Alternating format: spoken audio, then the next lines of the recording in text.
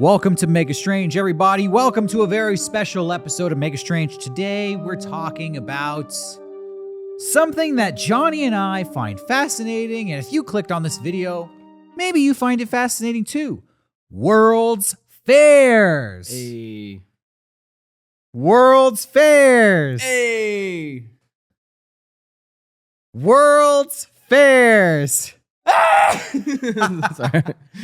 That's the level of excitement you're supposed to have when you're talking about. You're not talking about a county fair. You're not talking about a little dumbass carnival in a Walmart parking lot. You're talking about the biggest fair in the entire planet. Your country puts together a fair and invites all the other countries in the world so that you can flex on them. Make it feel like you're the best country. That is a funny way to put it. That's just like flexing on the other countries. Yeah. That's rad. That's basically what it's all about. Today, we're going to give you a rough and tough and wild rundown of the history of World's Fairs. We're going to be talking about all the successes of World's Fairs, and we're also going to be talking about the dark, twisted history of some of the most failed World's Fairs. Hell yeah. We're going to be covering both ends of the spectrum. But first, I want to start with a little game for Johnny. Okay. A little trivia game for you. So the World's Fairs are known for being the place where revolutionary technologies and innovations have been debuted. Okay. I'm going to name 3 items, and I want you to guess and tell me which one of these debuted at the 1904 St. Louis World's Fair. Okay. All right. I'll try my best here. 3 items. Here we go. Number 1, the ice cream cone. Number 2, the hot dog. Number 3, Dr. Pepper. Okay. And you said 1904? 1904, St. Louis, middle of America, Midwestern America. Which one of these items was unleashed onto the unsuspecting public at the 1904 World's Fair? I'm gonna go with my fucking heart here. Okay. That sounds like Dr. Pepper country. You're right. Yes. But let me throw a wrench into this for you. Were they all? All 3 of them. All 3 of them. And air conditioning too. You rigged it so I would always win. Yeah, you couldn't fail. Hell yeah. Yeah, the World's Fair is the place that gave us ice cream cones, hot dogs, air conditioning, color TVs, radios, mobile phones. Oh my God. Like literally everything. Corn dogs? Corn dogs were not invented at the World Fair. That was damn. invented in the mall at Hot Dog on a Stick. Damn. I will go into the story of how some of these items were invented. Some of them were invented by accident at the World's Fair, and some of these stories are quite funny. Hell yeah. But I myself, I've never been to a World's Fair. Have you?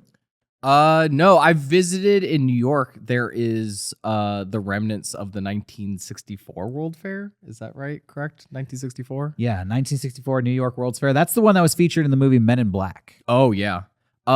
So I've been there. I have a couple photos that I could probably pop on screen here of the globe. And then I got kind of in the back area where there's these like giant towers that they had. I think everything is just crumbling and they don't know what to do with it because it's so historic. New York. Historic. But you used to be able to just walk in there, but now I think those giant towers are gonna fall any day now. So I don't think they want that. Yeah, they're like liability. a safety hazard. Yeah, 100%. You're gonna have a couple kids climbing that staircase, and then one loose bolt is gonna fly out of there. Yeah. And then that whole thing is gonna come down like a house of cards. There's a museum over there that is like genuinely beautiful, and there's a giant miniature of the entire state of the entirety of New York City and all the boroughs. It's really cool. There's like lights and stuff. I'll put photos of that as well. If you ever go to New York again, I should show you that place. Is it worth visiting? I mean, if you're down with the World's Fair, I think it's really cool to see that stuff. Like that it's still there, just kicking it. Yeah. I also like museums, so there's that. It's an actual museum. There's a museum right next to it. Yeah. So the museum, is that dilapidated and crumbling death trap as well? No, but they do have they have tickets and stuff from the World's Fair. Like they have items and it's definitely really cool to see all that stuff. Like they have a case with all the items and all that jazz.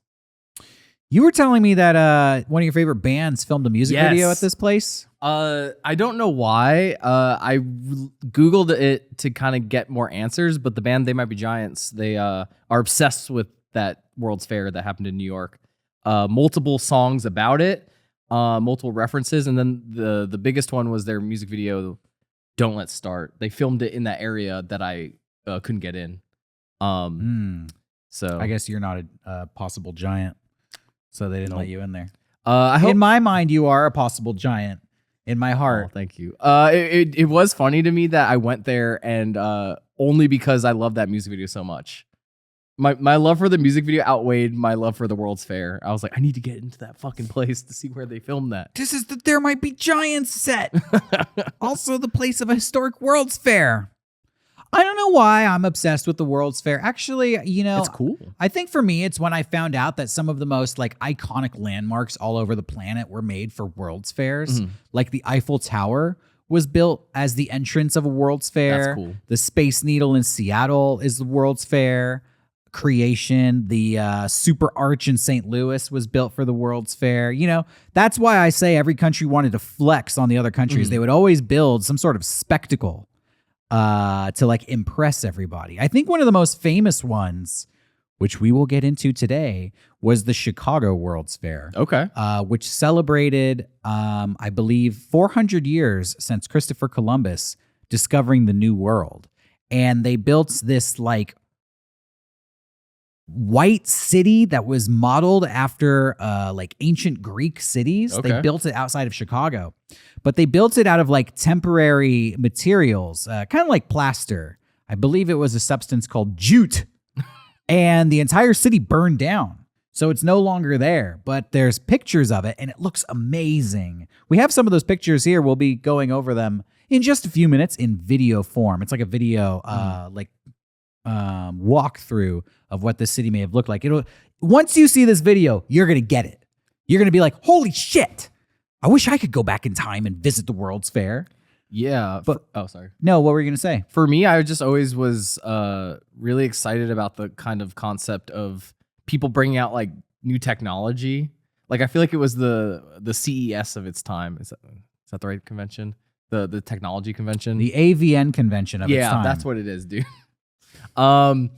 But that's what I was always into, is just kind of learning about like, oh, this technology was shown off here. But I know like we have a lot of friends who are obsessed with Disneyland, and I feel like a lot of Disneyland stuff. Yeah, me being one of them. So careful what you say. Comes from the World's Fair, I assume, or I think, yeah, a lot of the technology that was seen at the World's Fair ended up being implicated into. So actually, into it's Disney. your favorite World's Fair. Oh, was it the 1964 New York World's Fair?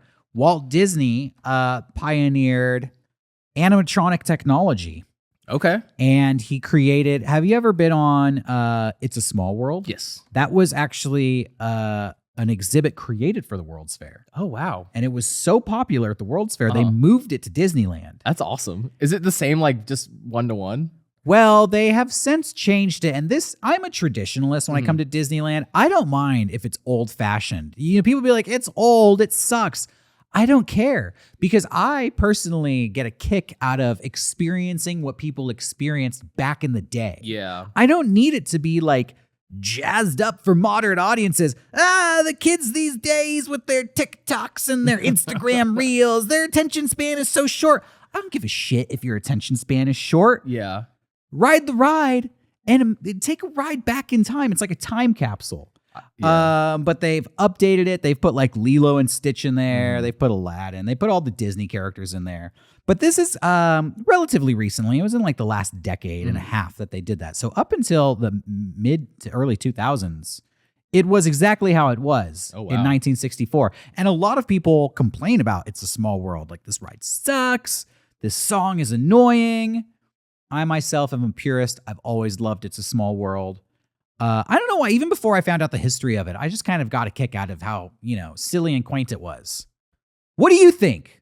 Leave a comment. Are you a Small World fan, or do you think it sucks? Do you like that they updated it? In my mind, the update didn't really do anything to alleviate the pain of the complaints that people had, which is like the song is annoying and the ride is boring. Well, now there's a Stitch doll in there. Hey, 100% different. I think that's not how I feel. I think people have grown to love that ride weirdly, but yeah, I wonder. You let us know what you think. And that was 1964, and after that, Walt Disney, he didn't invent animatronics, but he did pioneer it, and he did almost perfect it for the World's Fair. And afterwards, he used the technology to create the Haunted Mansion, Pirates of the Caribbean, and I don't know. I think he was inspired by the grandiose size of the World's Fair and how it was like this all-encompassing thing, because within a decade, he launched Disney World.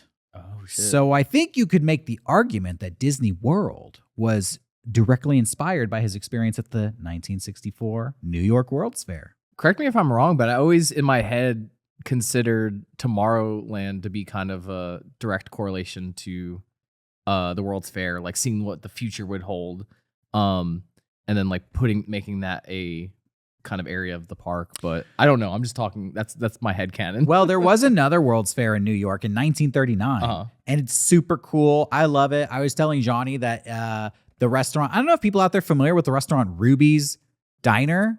Maybe that's just a Southern California thing. I don't know, because you've never heard of it. No, I mean, but I haven't heard a lot. But it was inspired, the theme was inspired by the 1939 New York World's Fair, and it's like all this Bauhaus style architecture. Okay. And it's very like Futurama style, like not the show Futurama, but they actually had an exhibit there called Futurama, where they tried to show people in 1939 what they theorized the future might look like. I love that stuff. And I do kind of feel like that was integrated into the original designs of Tomorrowland. I can see that. Tomorrowland has, just like everything else I'm complaining about, been updated for modern audiences. Oh, yeah. So it's not quite the same. No. But yeah, the World's Fair. They also created something called Carousel of Progress. Yeah. Have you ever been on that? No. I've never really got to explore the Florida park. But I don't know if they have Carousel of Progress anymore. It used to be in the... I thought it was in Epcot. Oh, okay. Well, I was going to say, it used to be in Disneyland Anaheim, but I don't think it's in there anymore. Okay. I haven't been to Disney World since I was 12 years old. Yeah. Same. So maybe it is there. Maybe I'm overdue for a trip. Who knows? Well, let me give you some background on the World's Fair. Do you know what a Prince Albert is? Maybe. You think you know, but you probably have no idea. I know the dirty version. Oh, do explain. That'll get us demonetized. So I can't. Explain it in terms that won't get us demonetized, please. It's when you pierce your member. Like a member of a club? Yeah. Yeah, some sort of club. I'll give you that. It's when yeah. Uh-huh. Is that it? You got me blushing over here. Well, you're wrong. Oh. Because whatever your dirty, sick mind is thinking of, I'm referencing the actual Prince Albert. The guy? Yeah, the husband of Queen Victoria, who in 1851 created the first World's Fair. Oh. The first World's Fair was held in 1851 in London, and it was called the Great Exhibition of Works of Industry of All Nations. And it was organized by the husband of the Queen, Prince Albert, and featured over 100,000 exhibits from 25 countries. And they built the big spectacle for the original World's Fair was this like glass palace. Okay. Which I can't remember the name of here. I don't think I have it in my notes, but that's where they would house all the exhibits. Mm-hmm. And I don't know, maybe there were piercing members and attaching chains to belly buttons back in the day, and maybe that was one of the exhibits, and that's where we like get the name from for your little piercing that you have. Yeah, that I have. If I died and if there's just a horrible piercing named the Johnny Weiss, I'd be so upset. Leave a comment on this episode. What do you think the Johnny Weiss would be? Yeah, piercing wise. Piercing wise. Probably like piercing both butt cheeks and like. Oh no, that's a Steve-O. Yeah, that is the Steve-O. That is definitely the Steve-O. I've already mentioned this, but the Eiffel Tower was built for the Paris World's Fair, which was in 1889, and it was originally the entrance to the fairgrounds, and it was only intended to be a temporary structure. It was at the time the largest man-made structure in the world. That's cool. And the attendees, especially the Parisians, were so fond of the Eiffel Tower, they insisted in keeping it up to this day. I just find it interesting. Maybe that's why it looks so shitty. You know, it's like just a wrought iron like tower. I don't know. Yeah, I think it looks cool. You know, it's when I say it's shitty, it's like not very intricate. It looks like a temporary structure. You know, it's Okay, I like can see it's that. just the framework of a building. Yeah, it has like 4 points of structure, you know? Like it's very simple. Yeah, I get what you're saying. Side note, do you know China built their own Eiffel Tower? No. Yeah, there's like some random city in China and they just built an Eiffel Tower in it. Like, hey, we got one too. Yeah, I mean, we built one too in Las Vegas. They built one to scale. Oh. I actually saw this music video that takes place with like this army of like blonde-haired kids like rushing the Eiffel Tower. And I'm like, did they film this in Paris? Is this like a fake CGI tower? Yeah. No, they filmed it at the Chinese Eiffel Tower. This is a little side note here. I saw it on TikTok, but there's a fake street in China that's supposed to look like an American street. And it's fully just an Instagram photo op for people to act like they are visiting America. This must be a thing in China. Like, you don't need to leave China. We'll just build every other country's features here in our country. But it was cracking me up because there's English on the signs. And the video I saw, it was like this chick like posting a selfie in front of all these signs. And then like her description said, really happy I could finally visit LA. But what does the street look like? The street signs just said like fun way. Fun way. Magical circle. Like it was just like, it was just so the famous fun way of Los Angeles.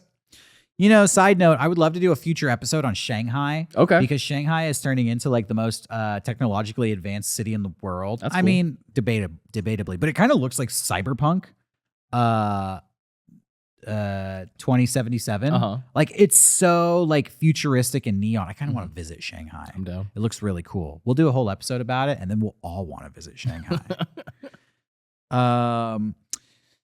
Well, I'm going to just give you some other facts here. Just going to sprinkle some trivia. Did you know that the world's first Ferris wheel was built for a World's Fair? That's cool. No, I did not know that. That was for the Chicago World's Fair that I already talked about. So not only did they have this Columbian city, this like ancient Greek city in modern times modern for the time, it was 1893. But George Washington Gale Ferris Jr., hell of a name, invented the world's first Ferris wheel, which was 264 feet tall, and it had 36 cars, and each car could hold 60 people. Okay. I also read that, I probably have this later, but the world's first passenger railroad rail car was built for a World's Fair. I mean, it's like every great invention. The world's first maglev train. Yeah. I have a list of inventions that debuted at World's Fair that I'll get to at the end of this episode. All right, let's talk ice cream. Ice cream was not invented at the World's Fair, but the ice cream cone supposedly was. Now, there is some debate about who actually invented the ice cream cone, but there is a strong argument that says at the St. Louis World's Fair of 1914, an ice cream vendor was selling ice cream out of paper cups, but he ran out of paper cups. Okay. And so he ran to a nearby concessionaire named Ernest A. Hamley. Cone. Ernest A. Waffle Cone. And Ernest, on the fly, on the fly, improvised. He was making waffles and he made a waffle cone. He's like, try this. Oh my God. And they put the ice cream in it, and the ice cream waffle cone was invented on the spot. I don't know why I can't imagine anyone else besides like Ernest from the Ernest movies doing this. Like, Hey there, Vern. hey there, Vern. You run out of paper cups? He's Oh, try this. Let me get a waffle here. Wrap it around this cone. Hey, put your ice cream in this. How do you do? Thank you very much, Vern. We'll see you next time. I fucking love Ernest. R.I.P. Jim Varney. Yeah, R.I.P. Gone but not forgotten. Jim Varney was the guy who played Ernest. Yeah. Younger audience members may not remember who Ernest is, but he did a bunch of like characters. Mhm. Ernest is crazy Oh yeah.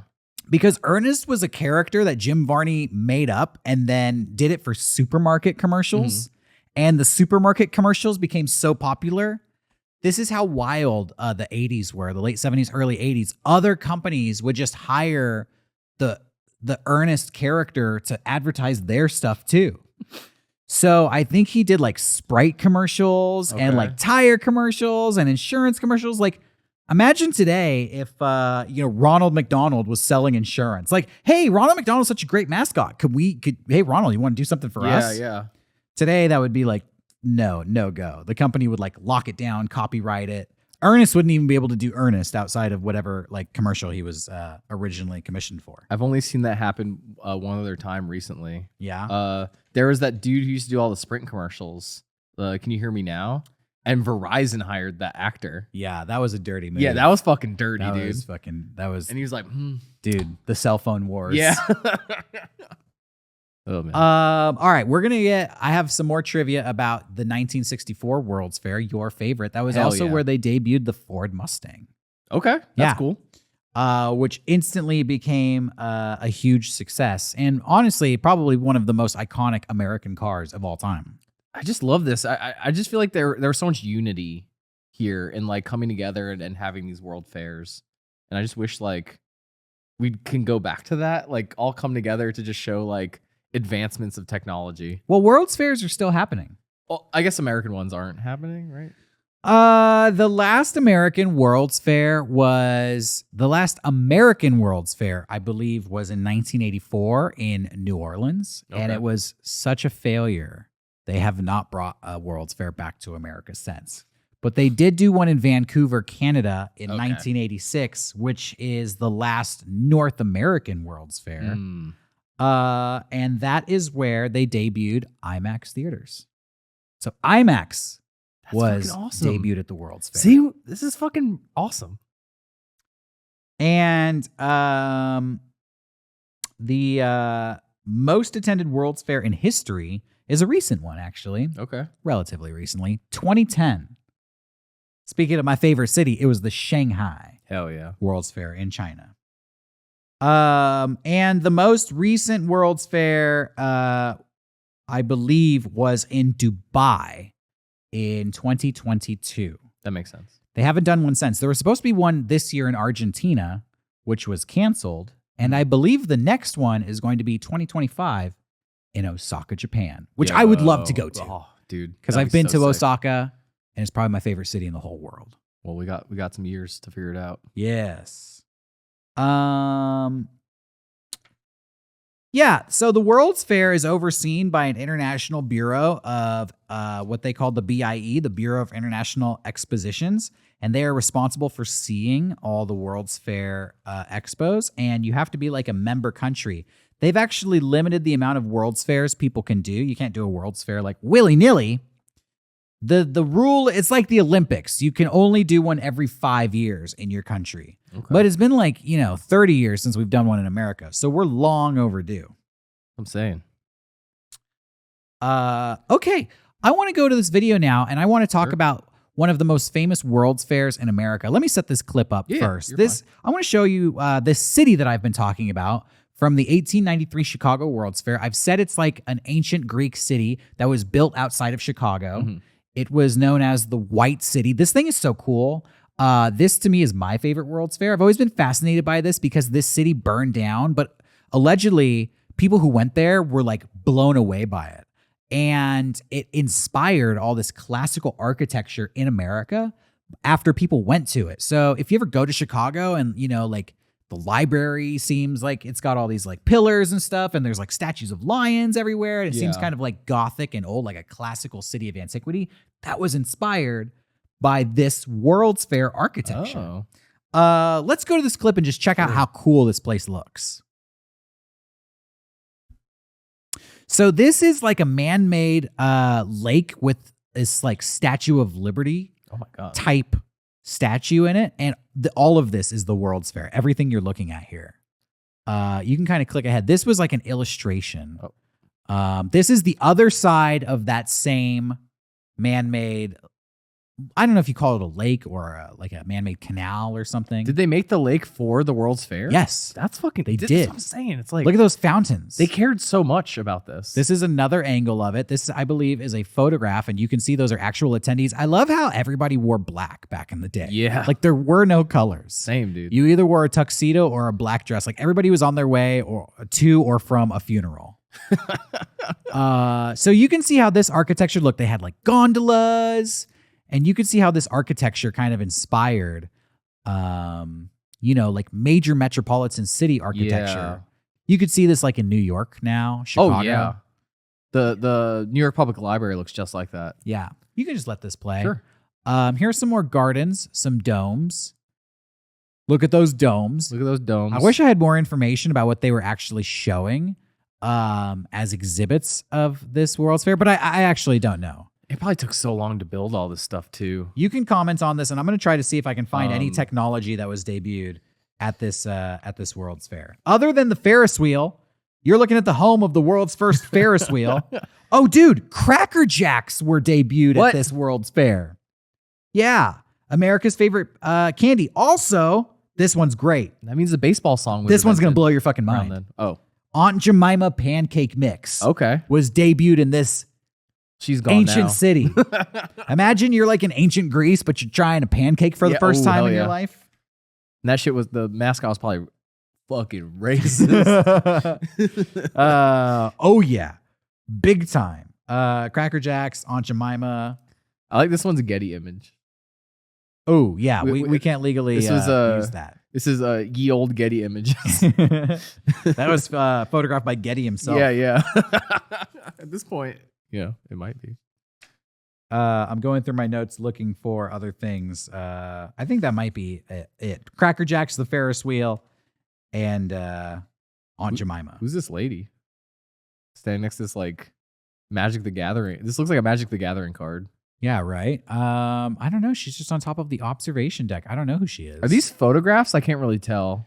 I'm Some kinda of far them away are from the screen. photographs that have been colored using AI, and Okay. others are like postcards and like illustrations from the time used to advertise it. This just looks like Italy. Like that's crazy. This is Chicago, you said? This is outside Chicago Holy in like fuck. the marshlands. So this is just Midwestern America. I wonder if any of this still exists, like any of these No, structures. it They all burned don't? down. Fuck. It all burned down. People wanted it to make it permanent, but Yeah. they had to build it so quickly. Like I said, they built it out of a substance that was very like flimsy and Mm. temporary. That makes sense. Yeah, because it looks like amazing for I it know, being flimsy. right? How long do you think it would take to explore all this? I don't know. I'm sure people died making that fucking lake though. There's no way. This World's Fair ran for a few years, as most World's Fairs back in the day would.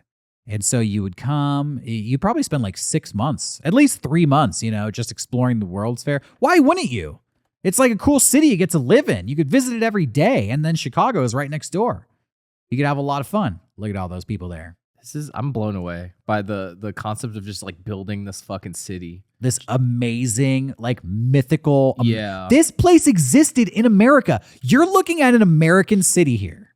I wonder if like the Olympics just took over as like a more popular kind of concept.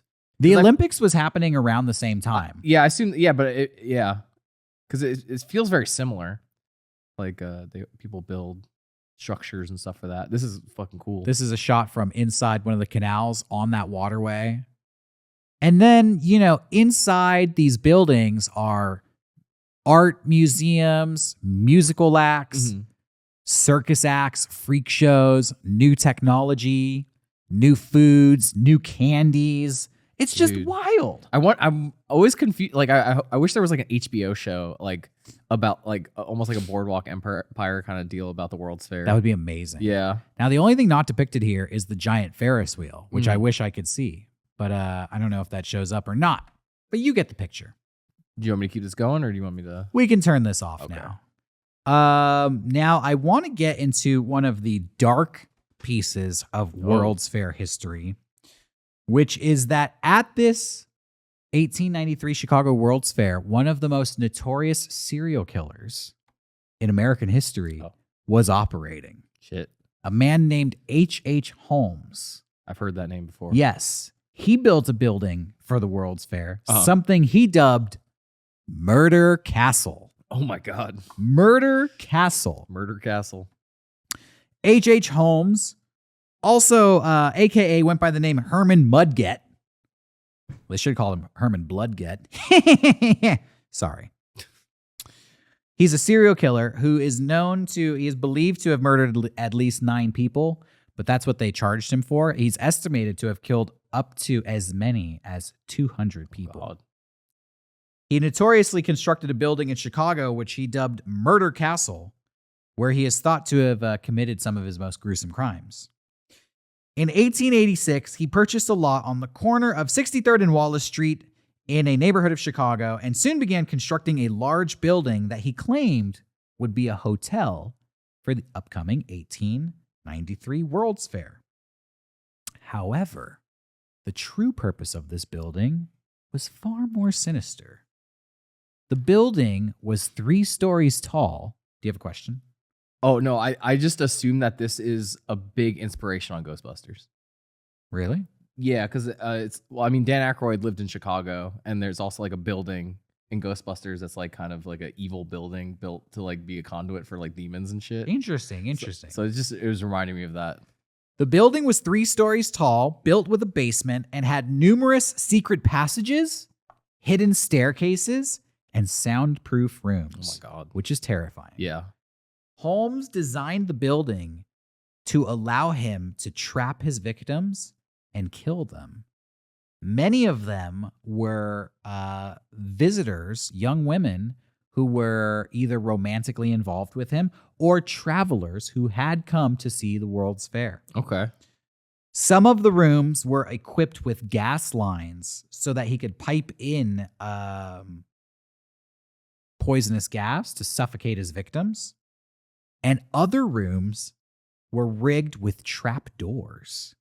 This dude was a Batman villain. So that he could pull levers and you would fall through a trap door and hit the basement where he would trap his victims and torture them. Oh my God. Murder Castle.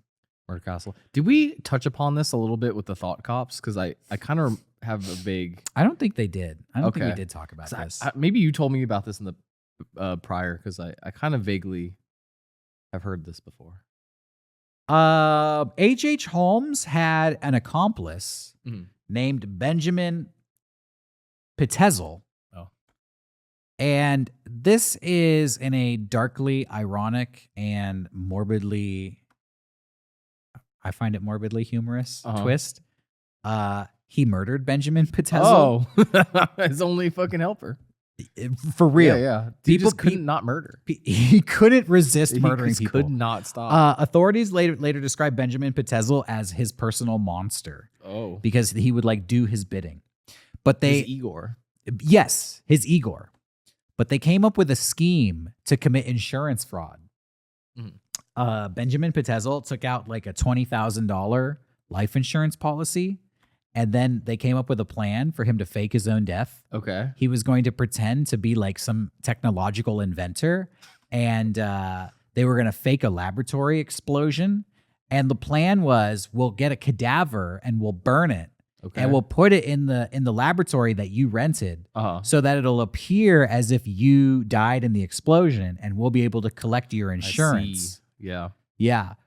You know what H.H. Holmes did? He didn't. He just put him in there? He just put him in there and killed him. He double-crossed him. They were like, where's the cadaver? And he's like, you're the cadaver. Kaboom! Jesus Christ. But H.H. Holmes was eventually captured. And then the true horrors of his crimes came out. The building was demolished. It no longer stands there, but in its place today is a post office. Oh. So maybe someday we can visit the Chicago post office that stands on the former site of Murder Castle. They should have made him just like his punishment should have been like going through each of his traps. That would have been cool.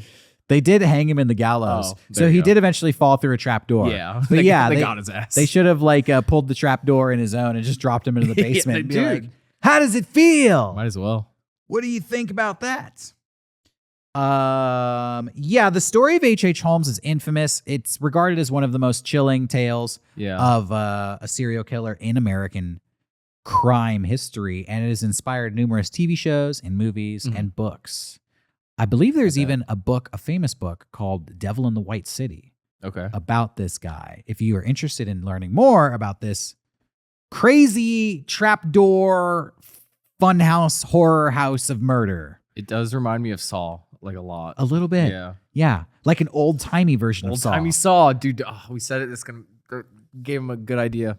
Like if Jigsaw was like wore a bowler cap and had a big curled up mustache. Do you want to play a game, good sir?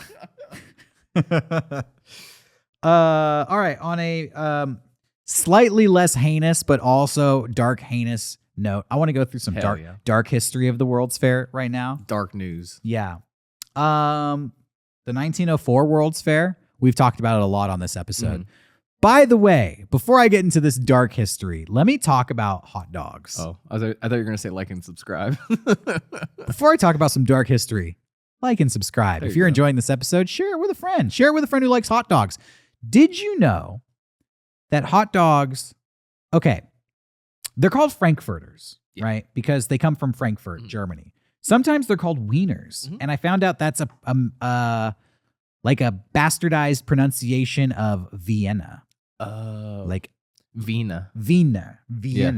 Yeah. So they're called wieners. Hot dogs had been around for a long time. I was researching this because I wanted to fact check, like, hot dogs were first invented at the 1904 World's Fair? Like, no way. Yeah. The hot dog sausage predates the modern hot dog.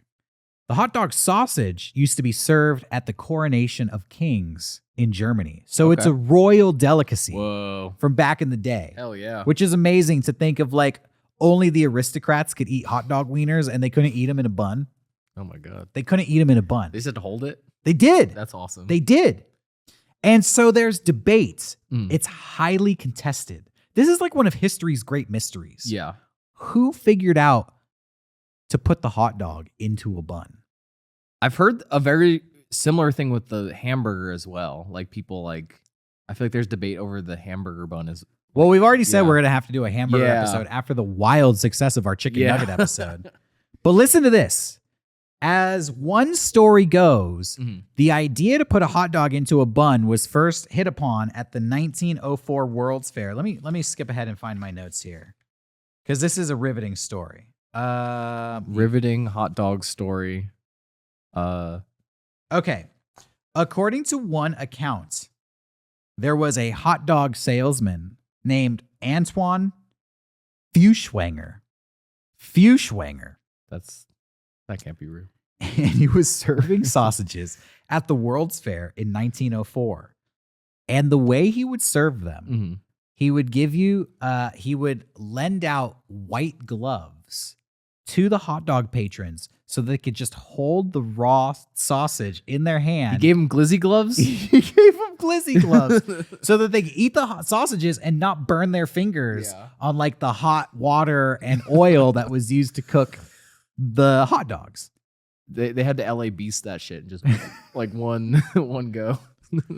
But the problem was that the patrons were taking home the white gloves as souvenirs. Why wouldn't you? Yeah, when you go to like Galaxy's Edge and you visit like the cantina and there's like a cool little coaster, of course you're going to steal the coaster. Yeah, you're going to take it. If there's a cool cup and you're at the World's Fair, you're going to steal the cup. Where people were stealing the hot dog gloves. Yeah, I'm good. If you're giving me nice gloves, I'm going to steal them. Yeah, I was like, this is a really nice hot dog glove. Yeah. I could eat all kinds of sausages with this glove. I could eat a breakfast sausage. Yeah. I could eat bratwurst with this thing. Hell, I could probably eat a whole roasted chicken with this nice little meat glove. And he was losing money. He was losing money because the people were taking so many gloves. Yeah. And he literally didn't know what to do. Yeah. He was racking his brain. He's like, "Oi, These motherfuckers. I'm trying to do a German accent. Ich war go business kaputten. They keep stealing my Frankfurters." Yeah. So his wife, behind every great man is a great woman. His wife came up with the idea, why don't you put it into a French roll and just let them keep it? And thus, Oh shit. the modern hot dog was born. Thankfully, she didn't do the classic divorced dad fucking between two pieces of white bread. That's the worst. Yeah, it was a little bit classier Yeah. back then. So the French roll is actually the traditional hot dog bun. Okay. You know, if you want to go old school, Yeah. 1904 style, French roll. you got to pop that into a French roll. Okay. So it was kind of like a lobster roll kind of deal. Yeah, Okay. exactly. Sounds good. That sounds good as sounds hell. sounds like the meal of kings indeed. Bring that back. So the hot dog and the ice cream cone were both invented out of like necessity because shit was getting fucked up at the 1904 World's Fair. So yeah, next World's Fair that's in America, I'm inventing the ice cream cone hot dog Whoa. as a tribute. All right, back to some dark history Okay. about the 1904 World's Fair. You know what else they had there? Death. A human zoo. Oh. Yeah, they wanted to show off exotic cultures from all around the No. world, particularly African culture. Oh no. So, and including tribes from the Philippines as well, which was a newly colonized territory of America. And so they got a bunch of people from different tribes from Africa and the Philippines, and they put them on exhibit behind a fence and sometimes in a cage in what was known as, do I have the name Jail. of it here? In jail. It's just called a human zoo. I'm sure they had a fancy name for it, like Yeah. the menagerie of Homo erectus or something. Yeah. So you had Murder Castle, you had the human zoo, you also had ice cream cones and Dr. Pepper. So, you know, it was like it was a good old like slice of 1893 Americana. I feel like you can't build a giant like Greek city and not do some heinous shit in it. Yeah. Well, this was the St. Louis World's Oh, Fair. okay, So never let's not tarnish. I guess I did say you had the Murder Castle. Yeah. That was just a few years earlier. Oh. That was 10 years earlier. This is the 1904 World's Fair. Come to find out that many World's Fairs had human zoos, and many major cities had human zoos as well. I was gonna bring this up because was it part of the World's Fair where America became really obsessed with like Polynesian culture, like where you get like tiki drinks and all that jazz? I have no idea. Because that feels like in their human zoo, they're like, here's a Hawaiian person. Well, I've heard that tiki drinks and tiki culture has like no basis in any like anthropology or like No. actual cultures. It's just like people being like, hey, I like putting sugar in my alcohol. Why don't we all dress in Hawaiian shirts and play the bongos? Yeah, I heard it was just like a kind of a misrepresentation of Polynesian culture, and then like getting really into pineapple and all that jazz. Yeah. I mean, who doesn't want to get really into pineapple and all that jazz? All that jazz. Speaking of the 1964 World's Fair, your favorite, we already Yes. talked about how there were animatronics there. Walt Disney, It's a Small World and Carousel of Progress were huge successes, but I think he also helped out with the Sinclair Oil Corporation.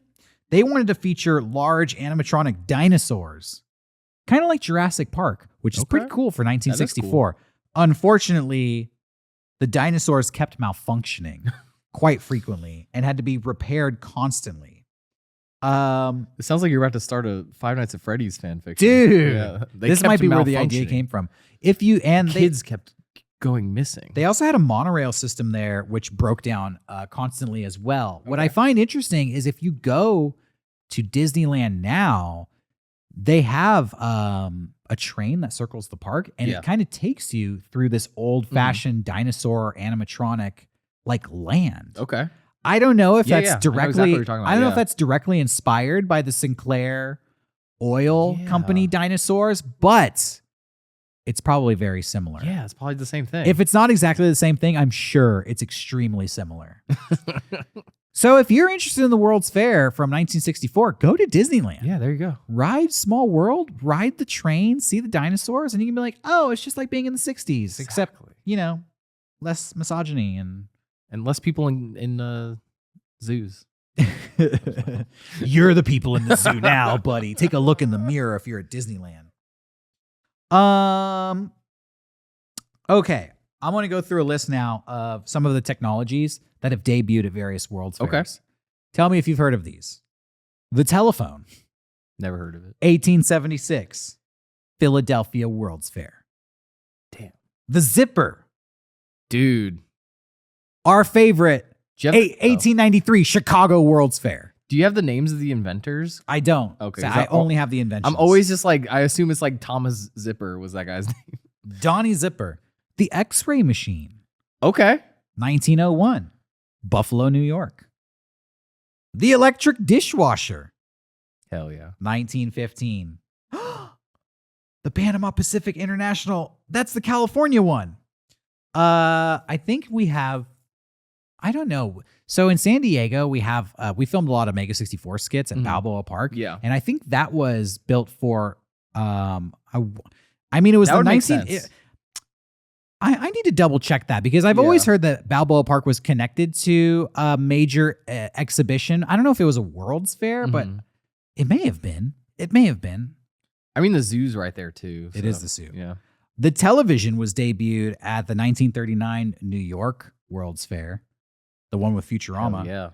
Along with the modern nylon toothbrush, which kids everywhere lament. I gotta brush my teeth now. Did they not brush their teeth before then? I think they used like thistles or a piece of wood or something. Coal. Yeah, they brushed their teeth with coal. The color television was debuted in London in 1951, and in 1954 we got the microwave oven.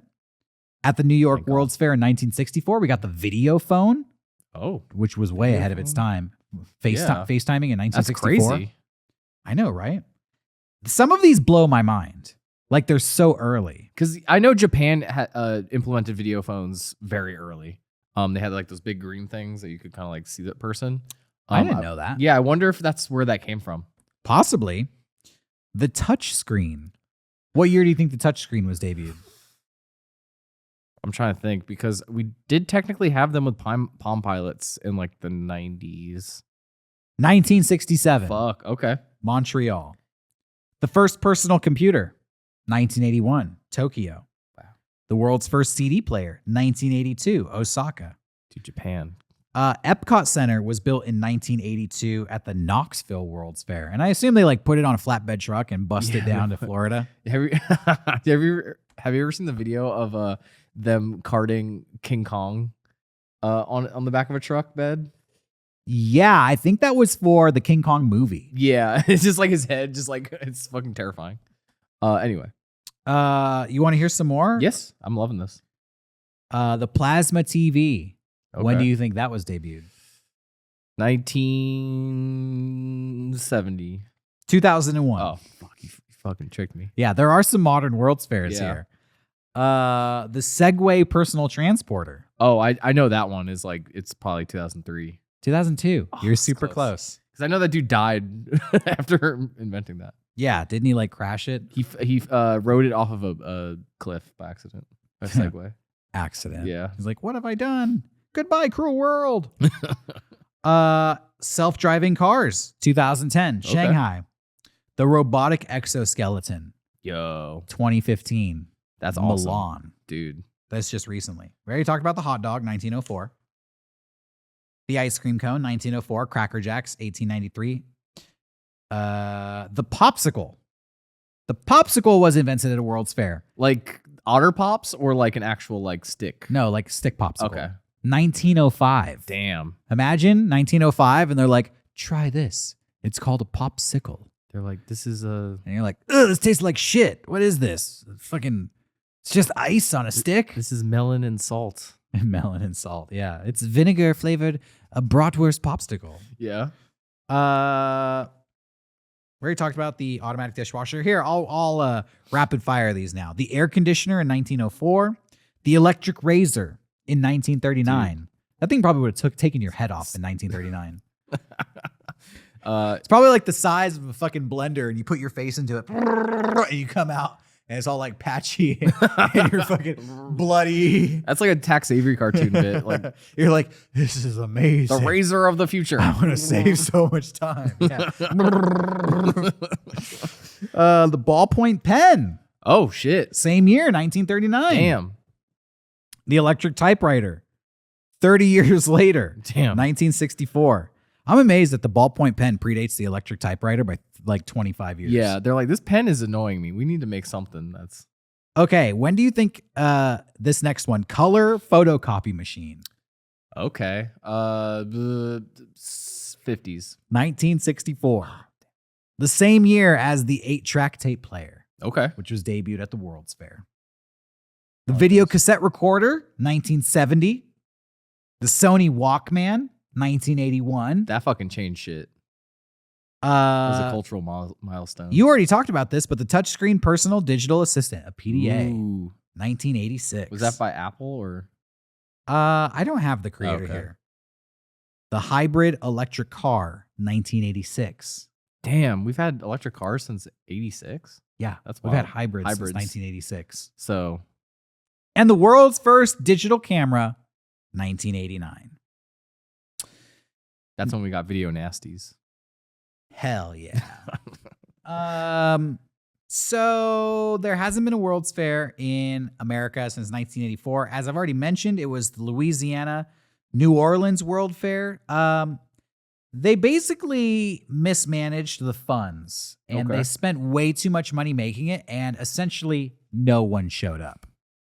And it has been, somebody's got to pay for this. Yeah, I assume it's the government I don't think it or is. local government. I Local think that- government. Yeah, maybe it's the local government, or possibly they're independently funded. Okay. I don't know who pays for them, but it was deemed to be too much of a business risky endeavor and just not financially worth it. Yeah, I wonder if it's like I assume back in the day maybe like big corporations like Ford would probably like sponsor it or something. Well, originally it was put on by the king or Oh, Prince yeah. Albert. It was put on by the royals. Okay. Like royal families would spend their personal fortunes to have these things Oh. made. It's kind of like the pyramids being built by the pharaohs. They just Yeah. decree like, you're going to build a human zoo and you're going to serve wieners with gloves and it's going to be a great time. But then Capitalism got in the way. capitalism took over.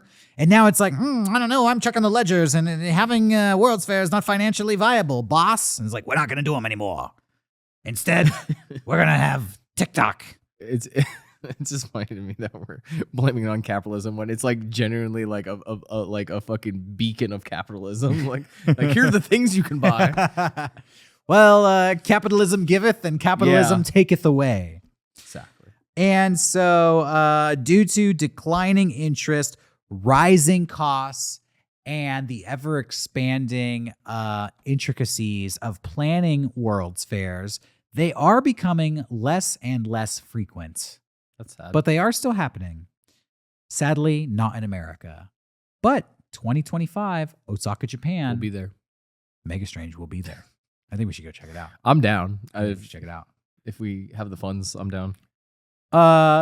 Let's start the donation campaign now. Oh yeah. Send Mega Strange to the Osaka World Fair, please. Please donate to our GoFundMe.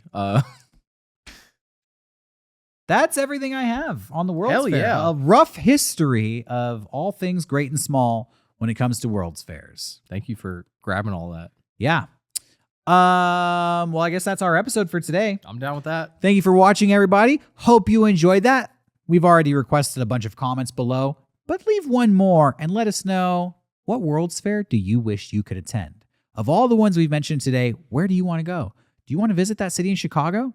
Possibly stay in Murder Castle? Do you want to go see the Human Zoo and eat some ice cream at the 1904 World's Fair? Would you have liked to be there at the Eiffel Tower? By the way, there was a later World's Fair, maybe like 15 years after the Eiffel Tower, where the big attraction was they attached electric lights to the Eiffel Tower. Oh. It was the first It's time. just like really dark there. Yeah. I mean, this predates electricity. Oh shit. So like utilizing a fully electric like light system was also pioneered at the World's Fair. There's so much history that's happened at these events. I just find them, eternally fascinating. Same here. I hope you do as well. Hey, if you like this episode, be sure to like and subscribe. You can also follow us on social media on Twitter, if you still use Twitter, at Megastrange666. And you can follow Megastrange Podcast on Instagram. Yes. And we'll be back next week with another episode of some weird, bizarre oddity from history. So join us then. Until then, stay strange, everybody. Good night.